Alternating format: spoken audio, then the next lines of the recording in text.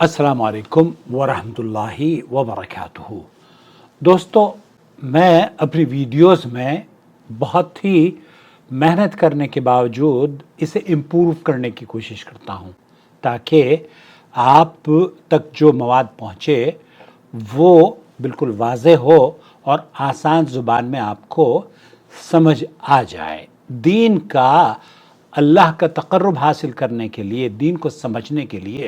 ये बेहद ज़रूरी है कि हम उस उसलूब को अपनाएं जिस उसलूब से जो पैगाम है वो वाज़ेह अल्फाज और वाज़ेह अंदाज में आप तक पहुंचता रहे। लेकिन कई वीडियोस में बहुत सारे लोग ये लिख देते हैं कि आपकी आवाज़ इसमें कम आ रही है, हालांकि दूसरे लोग उसी वीडियो को ये कहते हैं कि आपकी आवाज़ इसमें परफेक्टली और राइट, इसमें कोई हमें प्रॉब्लम नहीं हुई है, ऐसी ही वीडियो बनाते रहें। मैं इम्प्रूव करने की कोशिश करता हूँ और इस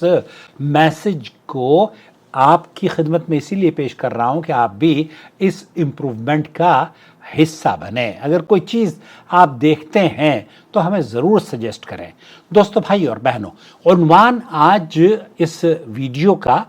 ममनुआ औकात में नमाज इस्तिखारा पढ़ने का है। अल्लाह के रसूल सल्लल्लाहु अलैहि वसल्लम ने, सबसे पहले तो मैं आपकी खिदमत में ये पेश करना चाहता हूँ कि अल्लाह के रसूल सल्लल्लाहु अलैहि वसल्लम ने कुछ ऐसे औकात को नकल किया है मुहद्दिसीन ने कि जिसमें अल्लाह के रसूल सल्लल्लाहु अलैहि वसल्लम ने नमाज़ों को, जो नफली नमाजें हैं, उन्हें पढ़ने के लिए मुमानियत आई है। मिसाल के तौर पर नमाज फजर के बाद तुलुए आफ्ताब तक, हत्ता कि सूरज एक नेज़े के बराबर ऊंचा हो जाए, यानी सूरज निकलने के बाद तकरीबन 15-20 मिनट तक। इसके बाद जब सूरज बिल्कुल आसमान के वस्त में आ जाए, जिसे ज़वाल का वक्त कहते हैं, या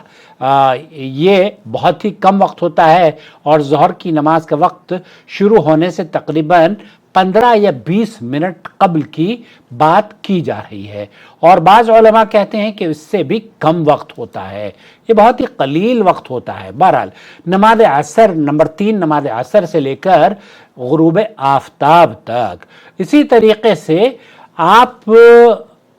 ने ये भी सुना होगा कि इन औकात में कुछ नमाजें ऐसी हैं जिनका ताल्लुक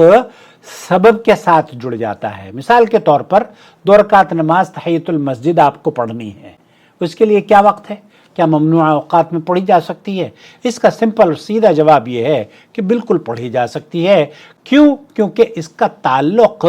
किसी काम से अल्लाह के रसूल सल्लल्लाहु अलैहि वसल्लम ने जोड़ा है। जैसे ही वो काम अमल में आएगा, आपको मस्जिद में आप दाखिल हुए, 2 रकात पढ़ के आप बैठ सकते हैं, कोई भी वक्त हो। इसी तरीके से नबी करीम सल्लल्लाहु अलैहि वसल्लम ने इस्तिखारे के मुताल्लिक अहले इल्म ने इसको भी जिक्र किया है कि इसका ताल्लुक भी सबब से है। क्यों? क्योंकि जब आप कोई चीज़ खरीदने के लिए जा रहे हैं और अगर वो वक्त उन ममनुआ औकात में है, तो कई अहले इल्म का मौक़िफ़ ये है कि आप उसको अगर मुअख्खर कर सकते हैं, फबिहा, बहुत अच्छी बात है। लेकिन आया मुअख्खर करना या डिले करना ये आपकी डील या आपके लिए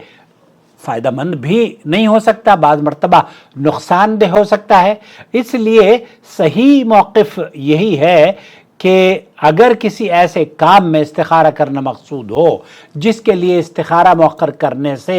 वो काम हाथ से निकल जाए, तो फिर उस वक्त ममनुआ औकात में भी उसको अदा किया जा सकता है। मसलन अगर किसी शख्स को असर के बाद सफ़र पर जाने की ज़रूरत पेश आए, या किसी शख्स को घर ख़रीदने के लिए, गाड़ी ख़रीदने के लिए, या किसी से शादी ब्याह का मशवरा करने के लिए इस्तिखारा करना हो, तो ऐसी सूरत में शेखुल इस्लाम इब्न तैमिया रहमतुल्लाह अलैह कहते हैं कि ममनुआ औकात में सुनन मुअक्कदा और सबबी नमाज़ों की अदायगी इमाम अहमद से एक रिवायत है, और हमारे असहाब वगैरह में से एक जमात ने यही इख्तियार किया है कि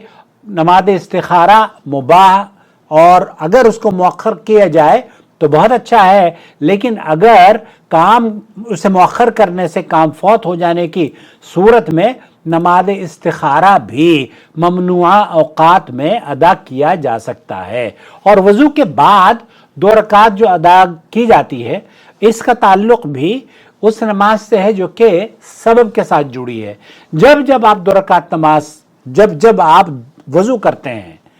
تو وضو کے بعد آپ 2 رکعت نماز کبھی بھی پڑھ سکتے ہیں، کیونکہ شیخ محمد بن صالح العثیمین رحمۃ اللہ علیہ سے بھی پوچھا گیا کیا ممنوع اوقات میں انسان نماز استخارہ ادا کر سکتا ہے؟ تو شیخ نے فرمایا اگر تو کسی جلد کام کے لیے استخارہ کرنا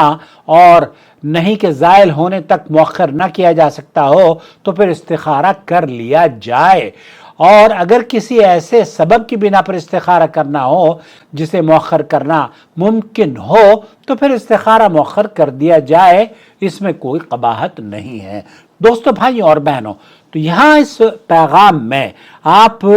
کو یہ بتانا مقصد ہے کہ کچھ نمازیں سبب کے ساتھ جڑی ہیں، جیسے کہ 2 رکعت نماز ہے جو کہ بیت اللہ کا طواف کرنے کے بعد ادا کی جاتی ہے۔ اللہ کے رسول صلی اللہ علیہ وسلم نے فرمایا تھا اے بنی عبد مناف، اس گھر کا طواف کرنے والے کو نہ روکو،